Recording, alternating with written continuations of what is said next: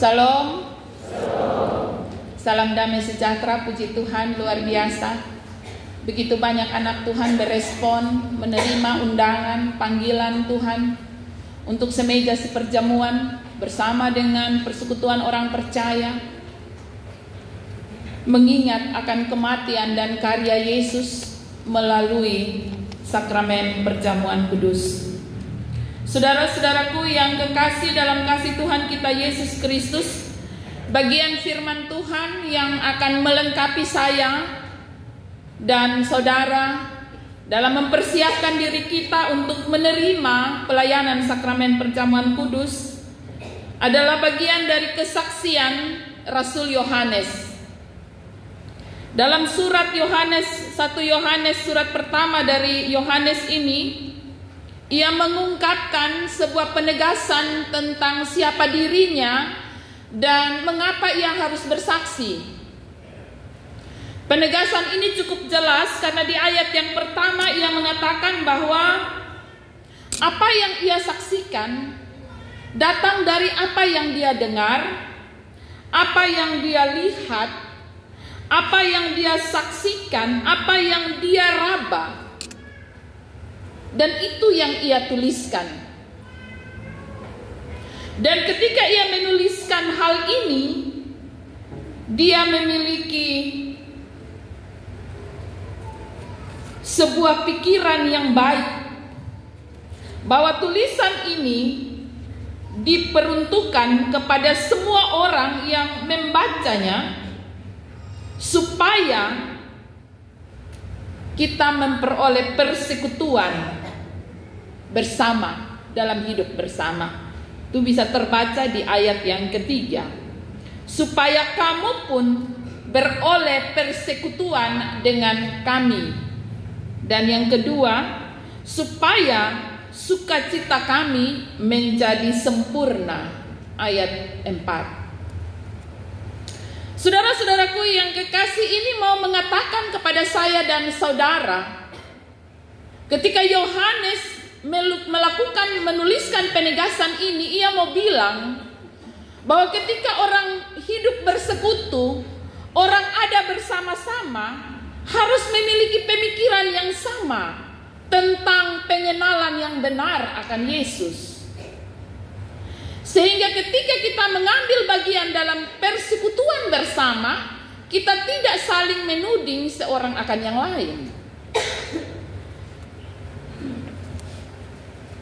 Kesaksian Yohanes yang ia sampaikan ini, agar kesaksian ini menjadi sesuatu informasi yang benar.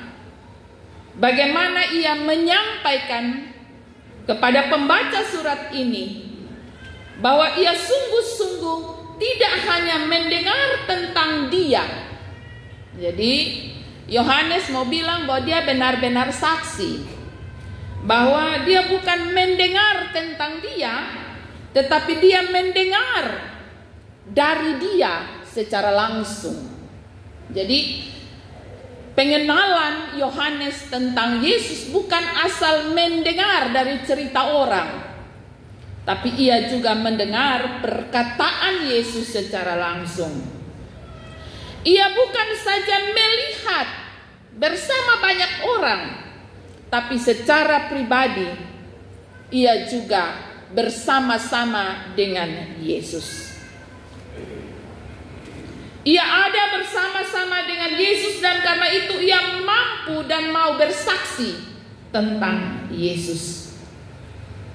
Saudara-saudaraku yang kekasih, Yohanes mau menegaskan bahwa kesaksian yang ia sampaikan bukan berdasarkan kesaksian orang lain, tapi merupakan kesaksian pribadi, merupakan pengalaman hidup, bagaimana ia mengenal Yesus secara pribadi, bagaimana ia hidup dan mengimani karya keselamatan Allah.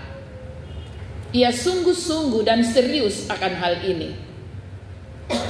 Dan ketika ia menyampaikan hal ini kepada saya dan saudara hari ini, ia mau menyampaikan bahwa apa yang dia saksikan itu adalah kebenaran, bukan sebuah cerita asal cerita, bukan sebuah kabar burung, Karena ia ada bersama-sama dengan Yesus saat Yesus menetapkan perjamuan kudus.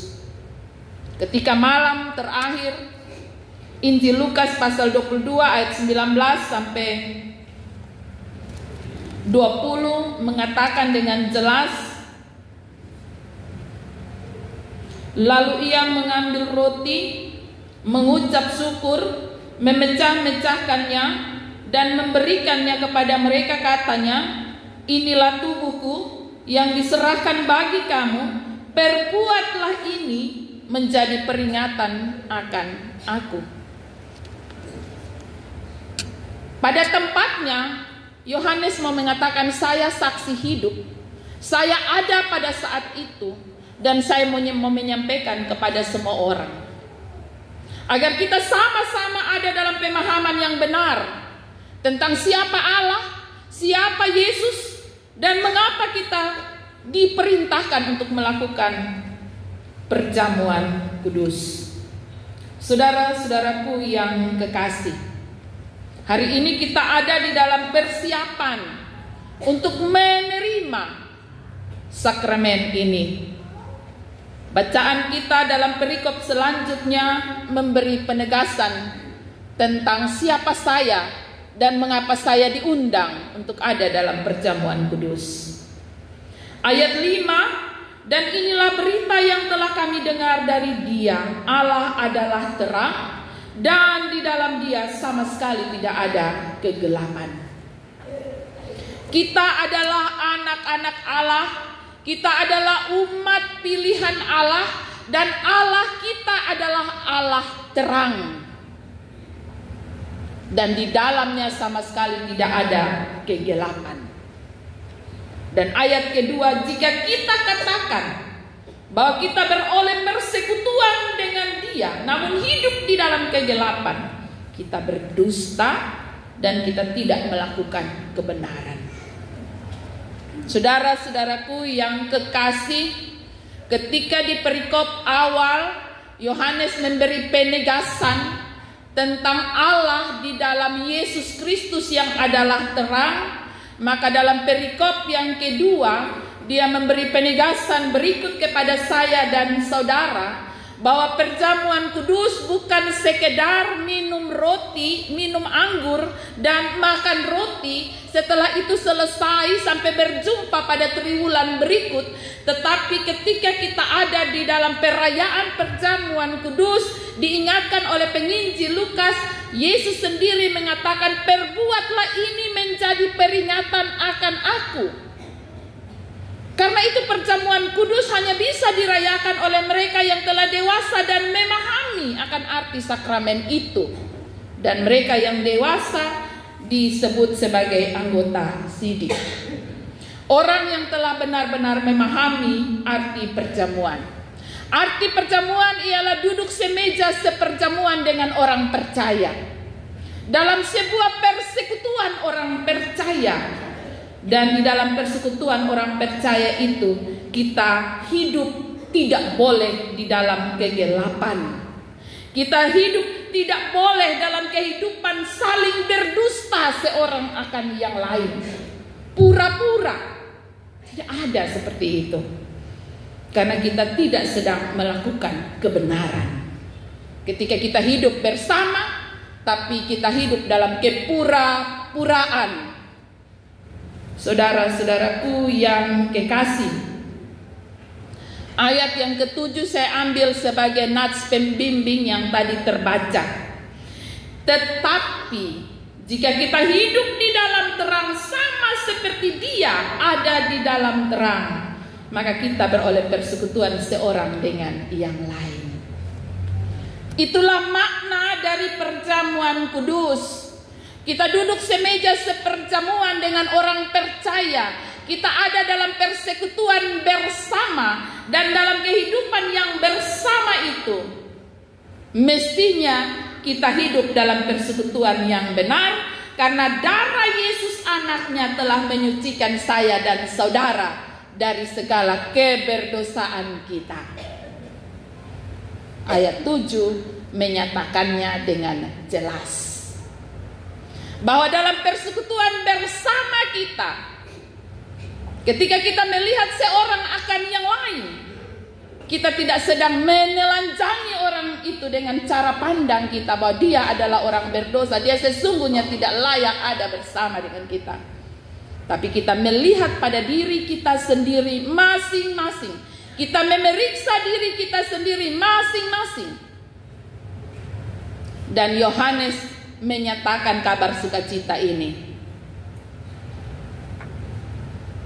bahwa darah Yesus anaknya menyucikan saya dan saudara dari ketidaklayakan kita karena dosa yang melekat. Saudara-saudaraku yang kekasih dalam kasih Tuhan kita Yesus Kristus, karena itu kebaktian kelengkapan adalah saat bagi saya dan saudara untuk memeriksa diri kita, sebagaimana di ayatnya yang ke-9.